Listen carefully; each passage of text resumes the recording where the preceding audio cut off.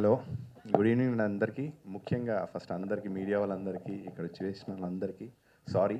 Late అయింది, నా కొంచెం రావడం ఒక హాఫ్ అన్ అవర్ లేట్ అయింది, డిలే అయింది. అందరికీ సారీ చెప్తున్నాను దానికి. సూర్యాపేట్ జంక్షన్, దీంట్లో ఈ కథ కూడా రాసింది నేనే, రైటర్ కూడా దీనికి.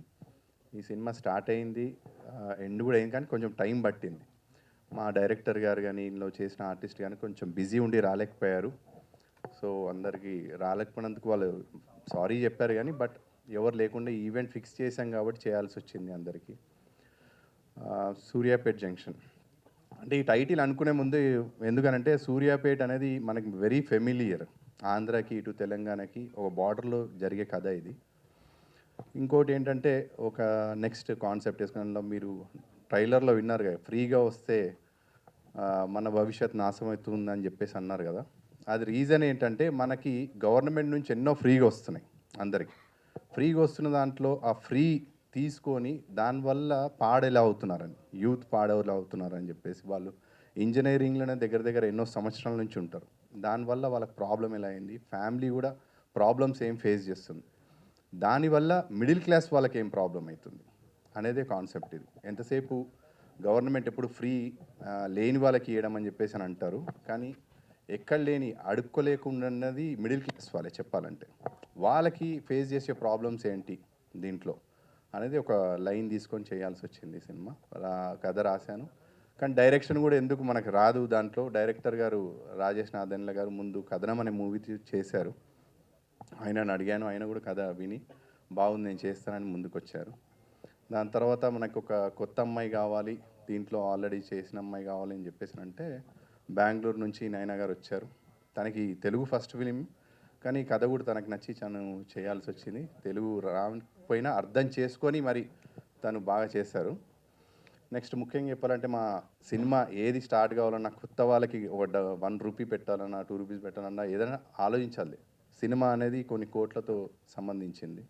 మా ప్రొడ్యూసర్స్ ఒకరు మా బాబాయ్, నెక్స్ట్ కాట్రగడ్డ నాని గారు. అనిల్ గారికి ఈ కథ చెప్పినప్పుడు నా ఫ్యామిలీ ఫ్రెండ్ లాంటి వారే, మా ఫ్యామిలీ ఫ్రెండ్ ఆయన. దాని తర్వాత ఈ కథ చెప్పినప్పుడు నేను కొత్తగా మా ప్రయాణాన్ని తీశాను. మూవీ తీసినప్పుడు ఆయన చూశారు. మూవీ చూసి చాలా బాగుంది, కానీ కరెక్ట్ టైంలో రిలీజ్ రాకపోవడం వల్ల ఆ సినిమా అందరి ముందుకి కరెక్ట్గా చూడలేకపోయారు అందరూ. But we have very good applause and comments on YouTube channel. యూట్యూబ్లో పెట్టినప్పుడు అమెజాన్లో కూడా కొన్ని రోజులు రన్ అయింది, అందరు ఆడియన్స్ దగ్గర నుంచి మంచిగా వచ్చింది. సరే, దాని తర్వాత మనం ఈ నెక్స్ట్ ఏంటి అని చెప్పేసి ఆలోచించినప్పుడే ఒక కాన్సెప్ట్ ఓరియంటెడ్గా చేద్దామని చెప్పేసి నేను ఈ కథ రాశాను, సూర్యాపేట్ జంక్షన్ అని.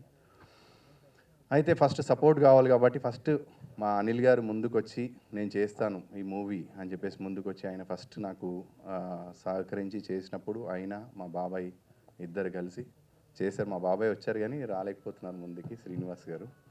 అనిల్ గారు కూడా ఆయన ఇక్కడ ఉండరు, ఆంధ్ర, ఆయన వేరే బిజినెస్లో అర్జెంటుగా వెళ్ళాల్సి వచ్చి రాలేకపోయారు.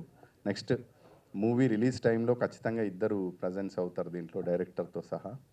వాళ్ళు రాలేకపోయారు. వాళ్ళ బైట్స్ అనేది మేము ఇన్స్టాలో పెడతాం, రాలేకపోయినందుకు పెడతా అన్నారు. కథ గురించి చెప్పాలంటే సార్, మన ఆడియన్స్ కానీ పబ్లిక్ కానీ ఎవరైనా కూడా మంచి కథ ఉంటే ఆదరిస్తారని నేను అనుకుంటున్నాను. థియేటర్స్లో కొత్త వాళ్ళు, ఇప్పుడు నేను కూడా ఒక పెద్ద స్టార్ అయితేనే మనం మ్యాక్సిమం ప్రిఫర్ చేస్తాము.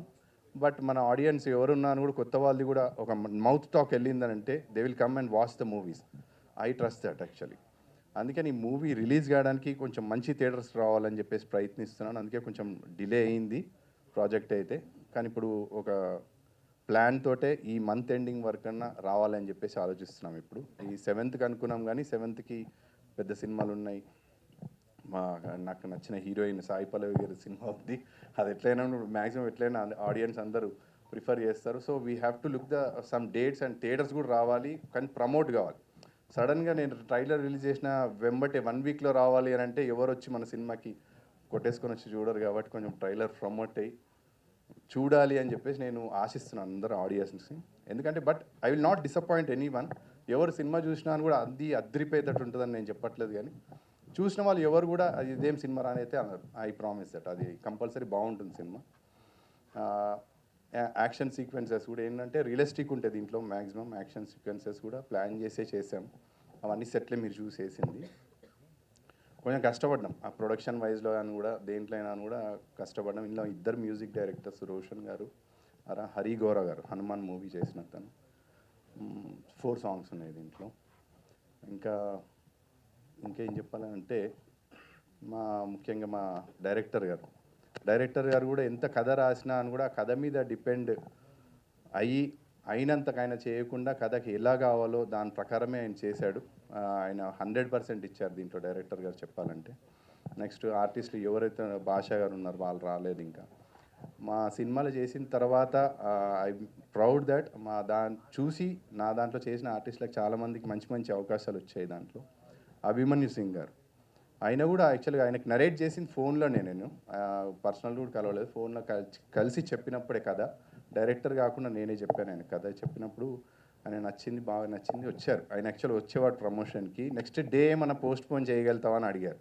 ఆయన షూట్లో ఉన్నారంటే ఇప్పుడు లేదు, ఓకే కాదా సార్ ఆల్రెడీ ఫిక్స్ అయిపోయింది. యాక్చువల్ నిన్న చేయాలి మనము ఫంక్షన్, మళ్ళీ పోస్ట్ పోనే ఈరోజు వచ్చింది. అది మళ్ళీ పోస్ట్ పోన్ వద్దు, అది ఎందుకు నెగిటివ్గా అనిపించడం అని చెప్పేసి మనం చేసేయాల్సి వచ్చింది. అందుకే మీకు ఈ స్టేజ్ మీద మేము 4 ఐదుగురమే ఉన్నాం, లేకపోతే ఫుల్ అయ్యేది స్టేజ్ అయితే.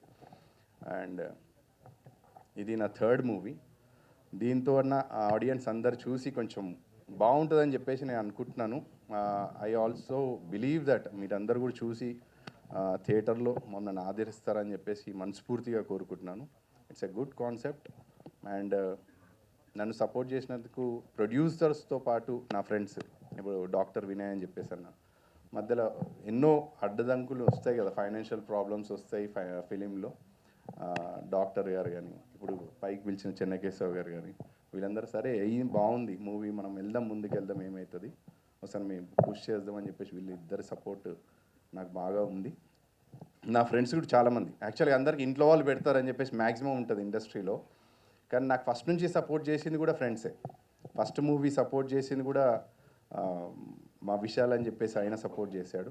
నెక్స్ట్ ఇప్పుడు కూడా చేస్తుంది ఫస్ట్ ఫ్రెండ్స్ సర్కిల్ నుంచి వచ్చింది.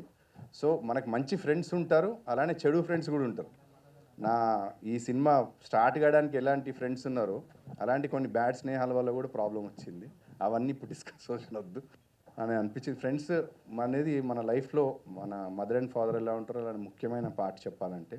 ఫ్రెండ్స్ వల్ల మనం ముందుకు కూడా వెళ్తాము, అలానే కొన్ని ప్రాబ్లమ్స్ కూడా ఫేస్ చేస్తాం. అండ్ వచ్చిన మీ అందరికీ థ్యాంక్స్ అండి, మీడియా వాళ్ళకి. I hope that you bless me and push this movie forward అని చెప్పేసి అనుకుంటున్నాను. Thank you.